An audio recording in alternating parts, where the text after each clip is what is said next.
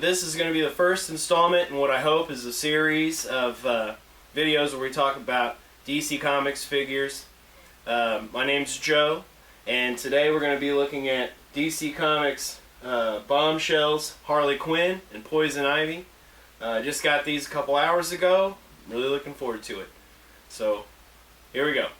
So here's the Bombshells Harley Quinn in package. I'm not going to go into too much detail because who cares. Okay, so here's the new Harley Quinn figure out of the package. She's on a display stand by DC Collectibles that is not included with this figure. I just happen to have some. The first impression is that she's pretty cool. I'm pretty happy with her. She's got a really nice paint detail and pretty good articulation, especially for a DC Collectibles figure.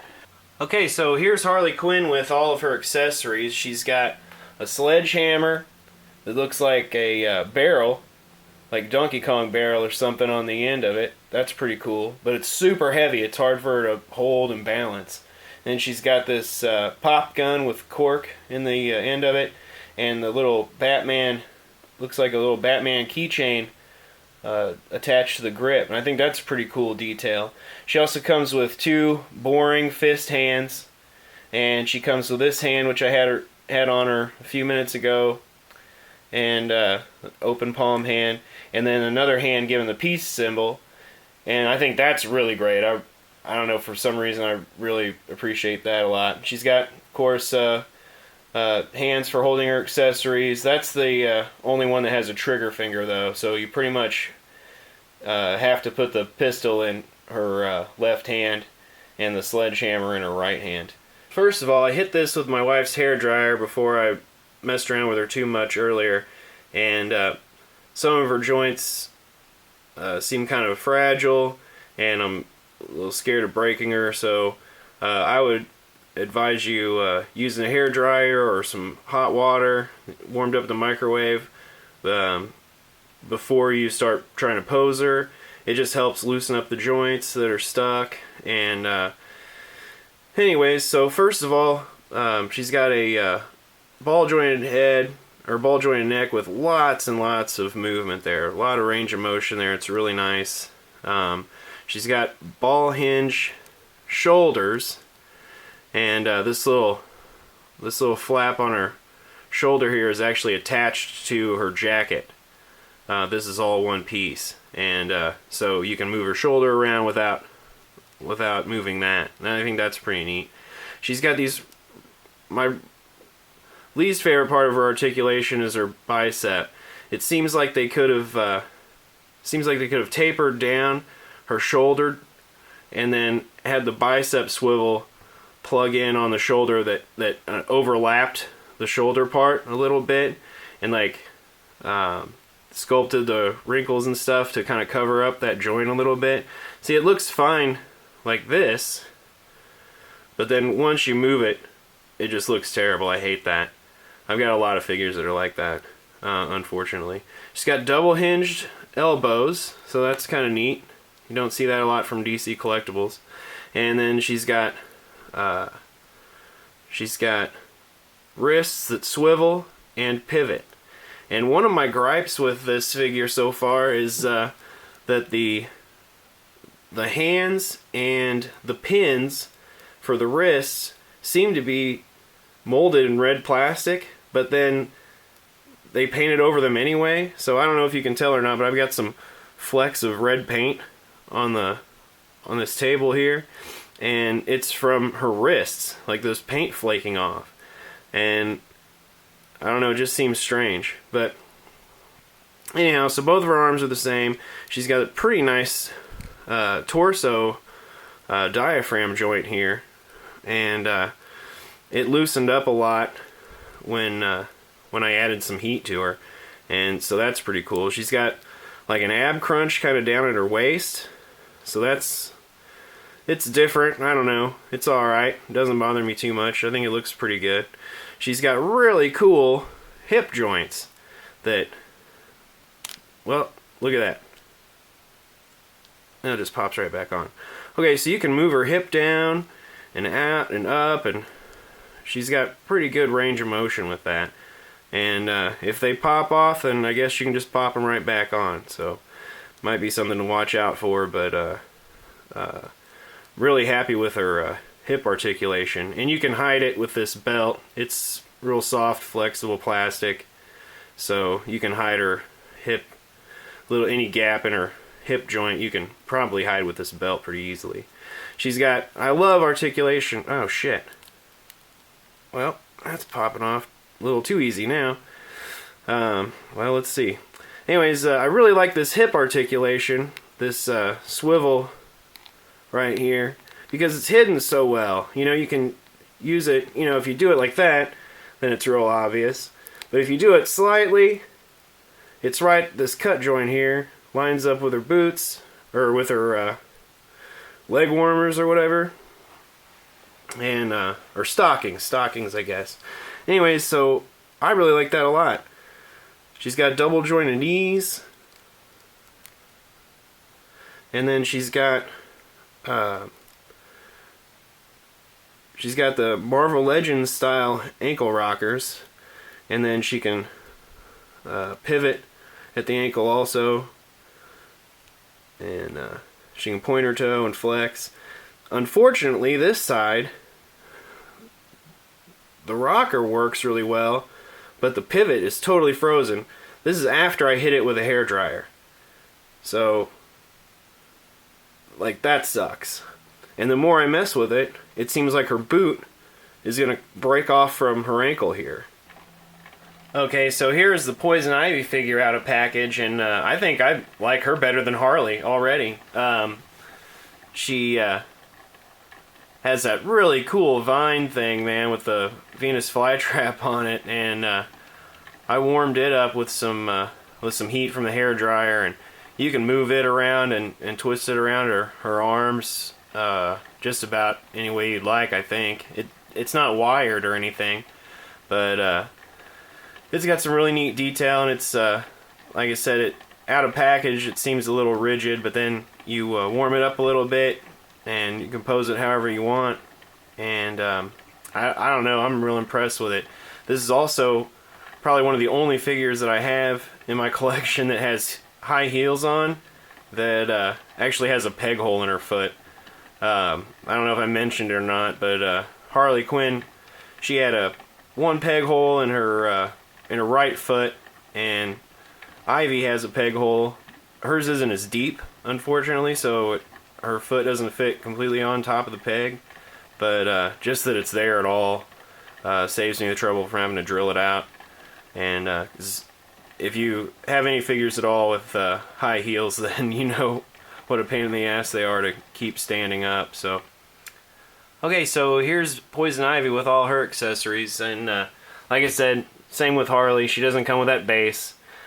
She's got two fist hands, which I will probably never ever use, and she's got two hands that are meant to hold this rose, and so it's pretty neat.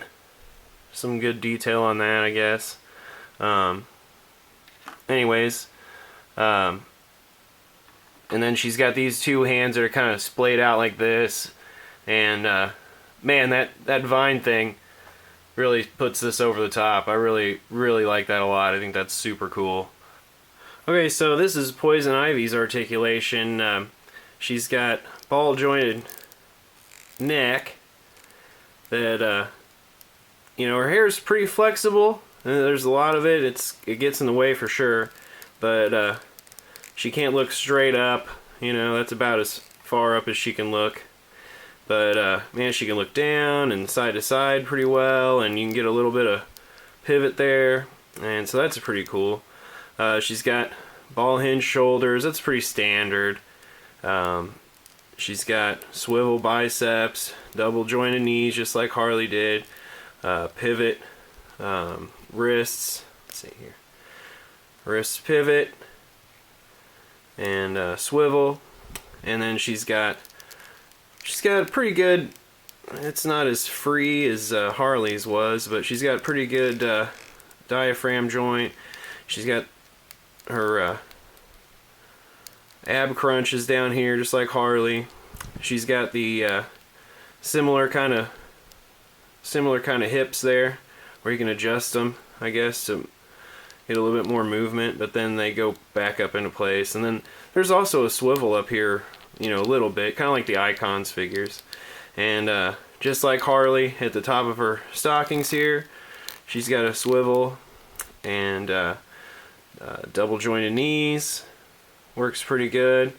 And she's got little tiny feet, and it's kind of stiff, but she can flex and point her feet, and she's got that ankle rocker like Harley did. It's kind of like a lot of those Marvel Legends figures. So okay, so here's the Bombshells Harley Quinn with some other Harley Quinn figures that I have in my collection.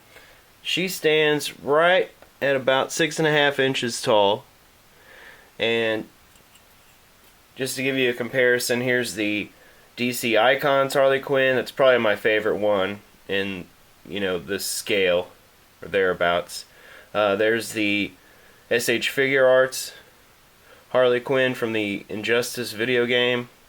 There's the DC Collectibles Arkhamverse. I don't know which game she's from specifically, but that's the classic costume Harley Quinn. And then that's the DC UC Harley Quinn from the Mad Love 2-pack. She really doesn't look very good compared to all these other newer Harley Quinns that I've gotten, but she was my first one, I think. Okay, so here's Harley Quinn with some Joker figures that I have in my collection, so you have an idea what she look like with some different Jokers, maybe. There's the DC Icons Joker. That's probably the most recent one. That's the DC Collectibles Supervillains Joker from Detective Comics #1, the New 52, before he gets his face skinned off by the doll maker. There's the DC Collectibles Joker figure from the Arkham Asylum video games, and that's the DC UC Wave 10 Joker figure by Mattel. Okay, so here's Poison Ivy compared to the other two Poison Ivy figures I have in my collection. She stands at about 6.5 inches tall. And just to give you an idea, this is a DC UC style Poison Ivy. She was actually part of the Maddie Collector subscription club thing that was online. That was kind of a pain in the ass. This is the DC Collectibles Poison Ivy in her New 52 costume, and she's really cool. Not my favorite costume for her. What I would really, really love is if Mattel or DC Collectibles or somebody would do a figure that was similar to this, but with the Caucasian skin tone instead of the chlorophyll green. Like, somebody get on that. I want a classic version of Poison Ivy. This one's kind of a placeholder until I get one, or until I make a custom. Okay, and finally, here's a comparison between the DC Bombshells girls and some Batman figures that I have in my collection. So there's the Mattel DC Superheroes Batman, one of them anyway. There's the Greg Capullo Designer Series Batman by DC Collectibles, Liber Mio Designer Series, and there's a Batman figure, DC UC Batman, that I customized to look like he did in Batman Year 2. Alright, so here are my thoughts on the DC Bombshells Harley Quinn and Poison Ivy. You know, these figures are based on the artwork by an artist named Aunt Lucia, and his artwork is like pinup art that's an homage kind of to artwork that would be painted on the side of a battleship or a bomber plane, like in World War II, I think. And so that's why they're kind of old-timey in their costumes, and I really, really like that a lot. I don't know, I don't think they would fit in really well with the rest of your Batman Rogues collection, probably, unless you just want to pretend that Harley and Ivy are having a retro night or something. But anyways, they're really cool figures. I was really surprised by their size. When these were first solicited, they have, you know, obviously similar articulation to the Icons line, and so I assumed that they would be the same size as DC Icons, and they're actually a lot bigger. And the detail is really cool. Really happy with the paint on both of them. The articulation's pretty good. I had some issues with Harley Quinn. Obviously, you saw that. I had some problems with Poison Ivy, getting her to stand without the peg stand there, so that's kind of a problem. That's pretty common with characters that wear high heels. So other than that, I'm pretty happy with these figures. I'd buy them again if I had to, and they're a welcome addition to my collection. I was really surprised, especially by the Poison Ivy, so super happy to have her. And the Harley Quinn's really fun. So anyways, if you like this, if you like these figures, then go ahead and run out and get them, I guess. Comic book and specialty shops, or buy them online. If you can find them, at a brick and mortar store, try and do that, because then you can compare the paint between other ones, other copies or whatever, and then pick out ones with the best paint. But that's the only drawback from buying online, really, is that you can't compare the paint. So anyhow, I hope you like this video. I know I say a lot. This is the first video I've made where I've done very much talking at all, and hopefully I make more videos and I get better at it. So if you've made it this far, thanks for sticking around, and I hope to see you guys again soon in my next video. Take care. Bye.